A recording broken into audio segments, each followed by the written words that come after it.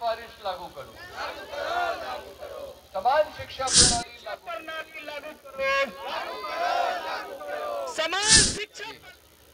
देखिए, ये पदयात्रा, ये हमारे साथ सारे पदयात्री खड़े हैं। हम लोग 6 जुलाई को कर्पूरी ग्राम से शुरू किए पदयात्रा। समस्तीपुर जिले में कर्पूरी ठाकुर जी का गांव है और 5 दिन चलने के बाद आज पटना पहुंचे हैं और जयप्रकाश नारायण जी के निवास पे यात्रा समाप्त होगी। इन 2 प्रतीकों को इसलिए चुना गया है क्योंकि ये सोशलिस्ट पार्टी के बड़े नेता, जयप्रकाश जी ने तो सोशलिस्ट पार्टी स्थापित की थी और बिहार में पहली बार सोशलिस्ट पार्टी के मुख्यमंत्री बने थे कर्पूरी ठाकुर जी, जिन्होंने अंग्रेजी की अनिवार्यता मैट्रिकुलेशन में समाप्त की थी, जिस वजह से बहुत सारे वंचित तबकों के बच्चे और ग्रामीण इलाकों के बच्चे उच्च शिक्षा में प्रवेश ले पाए थे।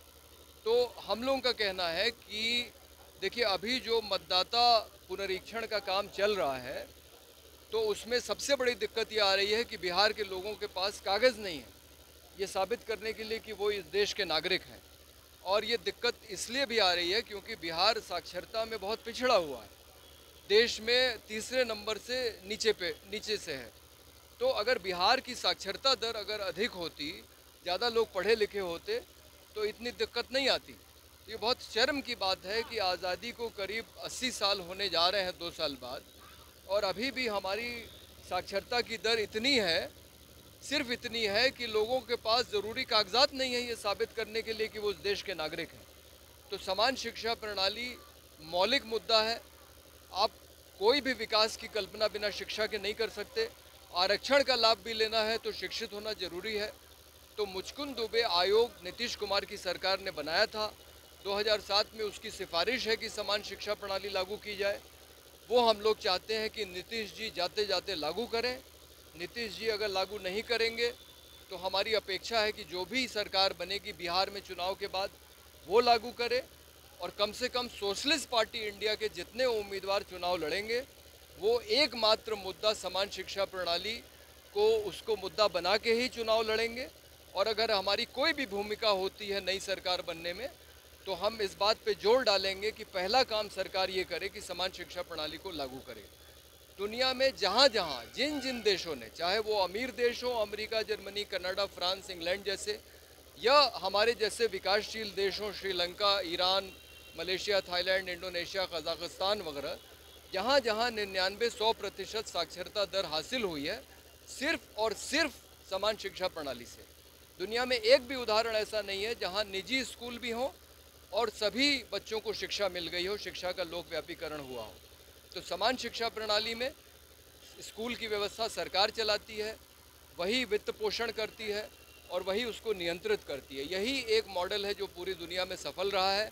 कोठारी आयोग की सिफारिश है 68 की राष्ट्रीय स्तर पे, 2007 में मुचकुंद दुबे आयोग की सिफारिश है बिहार के लिए। इसलिए हम लोग इस बात को जोर दे के कह रहे हैं कि इसको लागू किया जाए ताकि बिहार में सभी बच्चों को गुणवत्तापूर्ण शिक्षा प्राप्त करने का अवसर मिले। जी जी जी, देखिए, सबसे बड़ा फ़ायदा तो ये होगा, मैंने बताया कि जो आप समस्या आज झेल रहे हैं कि लोग अपनी नागरिकता साबित नहीं कर पा रहे हैं। अगर लोग पढ़े लिखे होंगे तो मैट्रिकुलेशन का सर्टिफिकेट होगा। पढ़ा लिखा इंसान कम से कम दौड़ भाग के अपना जन्म तिथि प्रमाण पत्र बना सकता है।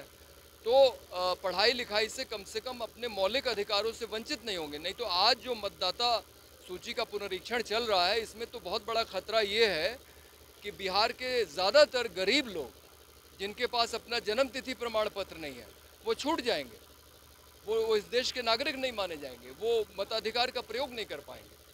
तो इसलिए शिक्षा बहुत जरूरी है अपने मौलिक अधिकारों को प्राप्त करने के। एक तरफ नीतीश कुमार जी दावा करते हैं कि हमने साक्षरता बढ़ाया है, जी ध्यान दिया है, जी, क्या लगता है कि अभी भी शिक्षा साक्षरता रह गया?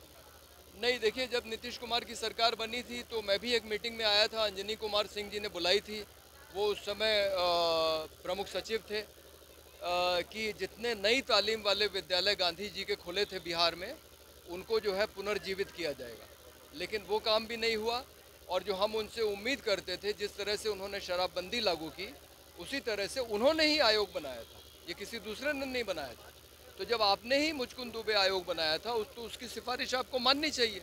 और आयोग ने तो पूरा बिल का मसौदा तैयार करके दिया है, आपको कुछ करना भी नहीं है, सिर्फ विधानसभा में पेश करना है पारित करना है और लागू कर देना है। एक दिन का काम है नीतीश कुमार के लिए, अगर वो चाहें तो। पदयात्रा कहाँ तक जा रही है? पदयात्रा शुरू हुई 6 जुलाई को कर्पूरी ग्राम से और आज जेपी निवास कदम कुआं पे समाप्त होगा। इसके बाद सर अगला कदम क्या होगा पदयात्रा के बाद? अब हम इसको चुनाव में मुद्दा बनाएंगे। हमारे जो भी उम्मीदवार रहेंगे वो ये कहेंगे कि अगर हम जीतेंगे तो हम इसको लागू करवाने के लिए पूरा जोर लगाएंगे। सर क्या लगता नहीं है आपको कि जो भी पार्टी हो अपने एजेंडा में जो आपके स्कीम है जी, ऐसा भी हम तो चाहते हैं कि पार्टियां शामिल करें, लेकिन दुर्भाग्य से उत्तर भारत के खास करके हिंदी पट्टी में एक भी राज्य नहीं है, दिल्ली को अगर छोड़ दिया जाए जहां अरविंद केजरीवाल ने थोड़ी बहुत कोशिश की, नहीं तो एक भी राज्य ऐसा नहीं है जहां किसी भी सरकार के किसी भी मुख्यमंत्री ने शिक्षा को प्राथमिकता दी। सर भाषा के लेके भी जो है जंग छिड़ गया है जी भाषा जी का जिस प्रकार जी से संघर्ष चल रहा है जी। इस पे क्या कहेंगे सर? देखिए, जो तीन भाषा फॉर्मूला है